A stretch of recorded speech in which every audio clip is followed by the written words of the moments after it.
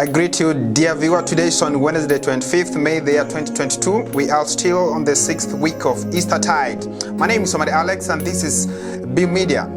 Welcoming you to our show today, Saint Pedagogy. Today we start by discussing what is beatification in the Catholic teaching. Beatification in the Roman Catholic Church is the official act of the Pope whereby a deceased person is declared to be enjoying the happiness of heaven and therefore a proper subject of religious honor and public cult in certain places. And if we can try also to ask ourselves, what does beatified mean in the Bible?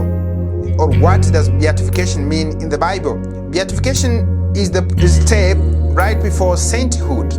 By beatifying someone, the church proclaims that the person is in question. Actually, the person in question is definitely in heaven and be definitely able to plead to God on your behalf, on my behalf, if we pray to them. And this is theoretically true for any other Christians in heaven too. And what is the beatification process? We can try to ask ourselves, what is the beatification process in the Catholic Church? If a person claims a miracle happened due to intercession by the person in heaven, and it is investigated, confirmed and approved by the Pope, then that person will be sent, status is moved to blessed. And this process is called beatification. And what is the difference between beatification and canonization? A person who goes through beatification gains only local recognition as a saint, and a person who goes through canonization gains recognition in the whole Catholic Church, the universal church. So brothers and sisters, wherever you're watching from, I believe that we've got something in that introduction. Today is a great day. We're celebrating a great figure in the church. Today being on 25th May, the year 2022, we're celebrating Saint Bede the Venerable.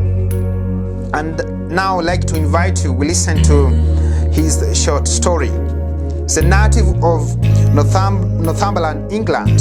Saint Bede was educated from his 7th year on under the dual Benedictine monastery of St. Peter and Paul at Weymouth, Jarrow, under its founder St. Benedict, Bishop, and spent all the remaining 55 years of his life there, always writing, always praying, always reading, and always teaching. His life is best summarized in his own famous ecclesiastical history of the English people. From that time, this is the quotes of what he wrote. From that time, I spent my whole life in the monastery, devoting all my efforts to the study of the scriptures and amid the observance of the monastic discipline and the daily charge of singing in the church. It has ever been my delight to study or to teach or to write. So this is one of these famous quotes being captured right here. His piety, learning and gentle character drew to him hundreds of scholars to whom actually he imparted all the patristic riches of the former centuries as well as the treasures of science, then actually science which was of that time. He wrote more than 40 books on history, chronology, physics, music, philosophy, poetry, and medicine, and he was undoubtedly the most learned man of his age. His general world history and his ecclesiastical history of the English people have earned for him the title of Father of English History. Greatly noted for his holiness, Saint Bede was at times too overcome with the devotion that he would shed tears, and when not studying or teaching, spent long hours in prayer. It was during his lifetime itself that he came to be called venerable. In his last years, he was constantly ill, yet he worked and prayed right up to the final moments. Declared a saint and a doctor of the church by Pope Leo VIII, the 13th, in the year 1899, his relics are embodied in the Gallery Chapel of Durham, cathedral. So actually, he's a great figure in the church. And as we have heard from his short story, is that actually he's a native of Northumberland, England. That's where he came from. And he studied at Benedictine monastery. You can imagine how they observe, especially the spiritual matters. So that's where he was brought up. That's where he did his studies from. And he did 4 major things while at the monastery, because he was initiated to this kind of life, the spiritual lifestyle. First, writing. That's why he's declared as the doctor of the church, considering the fact that doctors of the church, that's one of their character. Writing spiritual matters, philosophy, physics, science.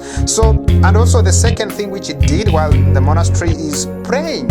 He liked singing a lot.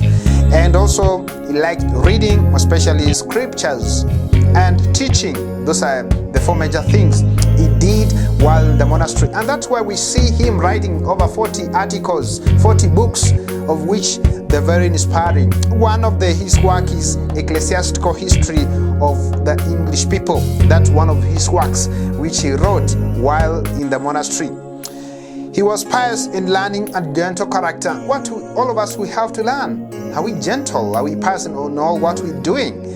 And he wrote more than 40 books on history, chronology, physics, and many more other principles. He was undoubtedly the most learned man of his age, because actually he did a lot for the church, especially in writing and reading and teaching.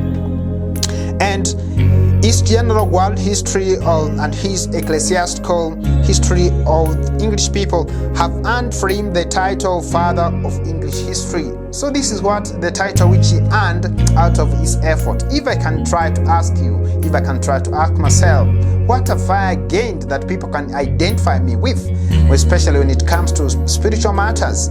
Am I working hard in my areas of apostolate as a Christian? So sometimes this is some of the things which identify our faith, because faith is practiced, is acted up.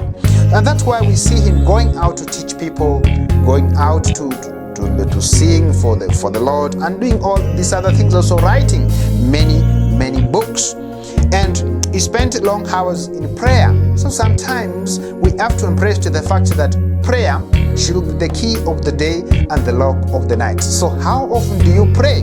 It's a challenge to each and every one of us. We learn from Saint Bede the Venerable that we have to pray at all times. And he was greatly noted for his holiness. So sometimes we tend to think that holiness is just for the angels. We were created so that to live a holy life, so that to fit into that the realm of joining saints and other creatures who have been elevated to become saints in heaven. And it was during his lifetime itself that he came to be called Venerable. So this is the great title, especially when it comes to the saints' pedagogy, the teachings concerning saints. And he was declared a saint and a doctor of the church by Pope Leo the 13th in the year 1899. So actually he's a great figure in the church, and this is actually one of his famous quotes. He alone loves the Creator perfectly, who manifests a pure love for his neighbor. So we learn from this quote that we have to love others as well.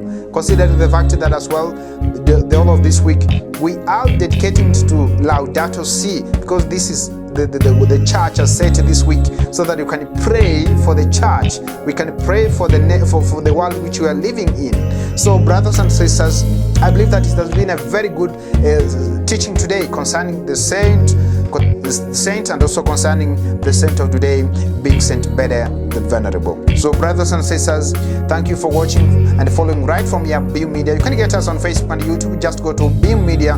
You can be able to get us as well as on our website via www.beammedia.com. My name is Alex. Have it nice.